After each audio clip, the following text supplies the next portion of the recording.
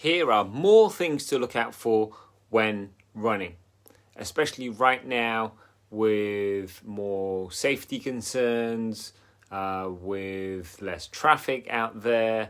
Things have changed in terms of how we are spending our time in terms of running, in terms of how long we're meant to be out running.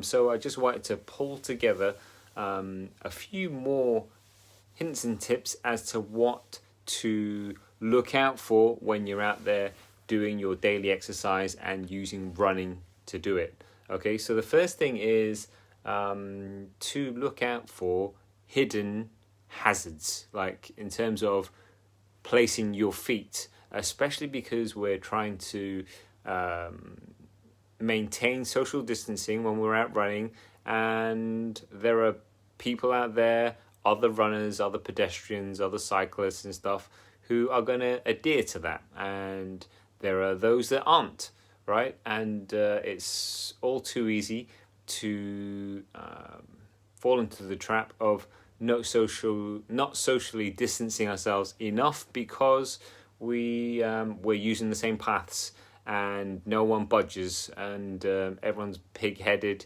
enough to maintain a distance that is less than 2 meters, and ultimately it can lead to you potentially missing out on seeing trip hazards and stuff coming up when you're out running. I rolled my ankle just the other day for this very reason, in terms of I was doing my best to stay 2 meters away from other people. I took my eye off the road. I went onto the grass and I caught my foot on between the path and the grass, and basically rolled my ankle, which was not very nice. So that is the first thing to look out for in terms of your footing and hidden hazards as we lengthen our runs, because we're having to weave around people to maintain social distancing. The second thing to look out for when you're running is your posture. Okay, the classic mistake that most people are still making with their running is they're ultimately hinged at the hip. Okay, so what I mean by that is, instead of forming one nice long tall figure, they're hinging over at the hip and basically crooned over as they're running, and it can be as a result of having spent lots of time indoors crooned over a laptop, say, or a computer. So really pick yourself up when you're looking at your posture, and look for the clues as well, or listen out for the clues in terms of if you sound like your feet are plodding and smashing the ground, then one key determinant of how much sound you make on the floor can be your posture and your form, which can be corrected.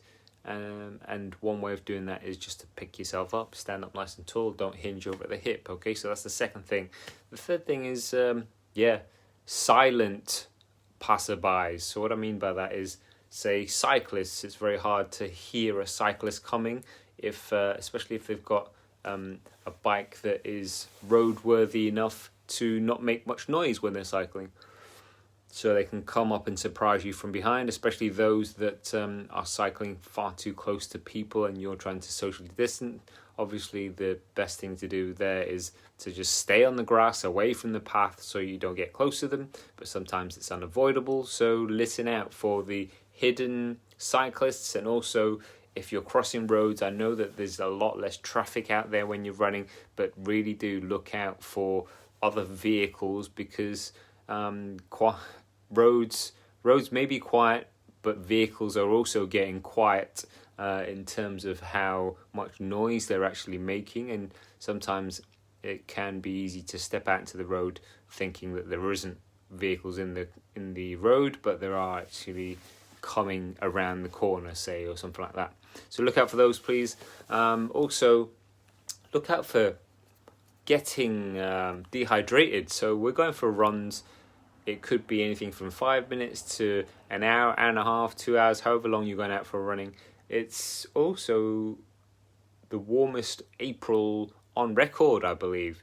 And with the increase in temperature comes your increased sweat rate in terms of how much sweat and therefore electrolytes that you're losing through sweat. So keep an eye on how hydrated you are. You don't want to be caught short in terms of not getting enough liquid in, but if you are looking to take your liquid with you, then please look for alternatives other than just holding your bottle, because that then has a massive effect on the way that your arm swings and ultimately your running form and biomechanics. Okay, so that is the fourth thing, lack of hydration. The fifth is the runner's rule of just not getting caught short. Okay, we're out there by ourselves running, and don't get caught short. So mother was right in terms of her rule of going before you go, okay, as much as you can. This is a runner's phenomenon in terms of now that shops are shut and stuff, it's not quite as easy to find facilities when you're out for a run. So just be mindful of getting caught short when you're going out running, and you can help that by doing things like keeping your fibre down in the day or two before your runs. Also just staying away from anything creamy, spicy, exotic, seafood, anything new kind of thing. You don't want that stuff on your stomach and you feeling uncomfortable when you're out running. And also look out for dogs, right? In terms of dogs and their owners. Some have their dogs under control, others don't. So there's a trip hazard there in terms of the dog literally running into your path of running, or potentially, they're on a lead and they jump out at the last minute, or an owner just doesn't reel it in enough or doesn't step to the side, and there's a trip to be had. Okay, so look out for that. Also look out for not beating yourself up, I guess. Not beating yourself up in terms of a lot of people had races that were in the diary that were potentially moved to the autumn, and we don't even know if they are going to happen. So it can have a massive effect on your motivation in terms of your running. So it is about reorganizing, but looking again at what you're going to be focusing on. So the motivation may not be there because your September, October race may not even happen. So it is about keeping yourself going. It's about wielding that discipline and exercising that willpower by keeping going and keeping yourself enthusiastic by looking at medium to shorter term goals. So me personally, I'm going to be looking at improving my 5K time and my half marathon time, and that is going to put me in better stead for when hopefully in the coming months we'll know either way whether or not I then have to step things up to actually do the marathon in October. And the same applies for you and your running, right? In terms of your race may have disappeared off the calendar, or you may not even know whether you're able to run it or not. So pick a medium to shorter term goal instead. Also look out for running at the right time of day for you and your body.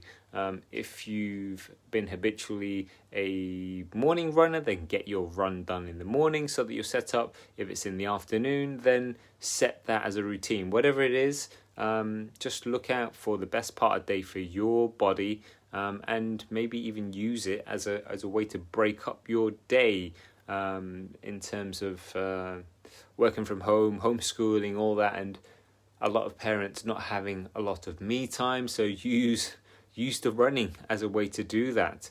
But yeah, definitely look out for. He says, looking at the notes, definitely look out for the best time of day for you. And then finally, for your own safety, look out for, or rather remember to tell at least one other person as to where you're going and how long roughly you're going to be out for, just so that we can look after each other, right? We don't want to put any more strain on the emergency services and stuff. So just maybe even take your phone with you if you need to. I've now done that in terms of, I never used to run with my phone, but now I'm taking my phone with me, just so that there's a bit more confidence in terms of tracking me and being able to keep in contact if needs be. All right, so they are the other things that I would look out for with your running right now, if you're using running as a way to get your me time, to escape from everything for a while and keep you fit. That is 1, your footing and hidden hazards. 2, your posture. 3, cyclists and other silent potential killers. Hydration, getting caught short, dogs and their owners, focusing on enjoying your running and shorter to medium term goals, looking at the best part of the day for you to actually go running, and your safety ultimately, and making sure that other people know where you're going to be. All right, I hope that helped.